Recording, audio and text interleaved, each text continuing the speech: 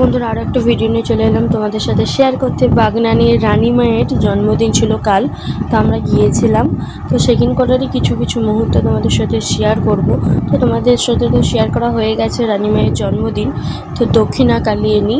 তো আমরা খুব মজা করলাম মায়ের জন্মদিনে। তো কে কে এসেছিলে মায়ের জন্মদিনে অবশ্যই কিন্তু জানিও কমেন্ট বক্সে যে এসেছিলে তোমরা, মায়ের ভোগ দর্শন করেছো। তারপর আমরা কিন্তু পুজো দিয়ে 3 বান্ধবী মিলে আমরা কিন্তু বেরিয়ে পড়েছিলাম বাড়ির থেকে। তো বাড়ি আসার পথে ছেলে মিষ্টি খাওয়ার জন্য বায়না করছিল, তাই নুনটিয়াতে মথুরা মোহন বলে একটা মিষ্টির দোকান আছে মার্কেটে, তো ওখান থাকতে আমি মিষ্টি কিনি ছেলের জন্য। তো এখানে 2 রকমের মিষ্টি আছে, ছেলের খুব পছন্দের।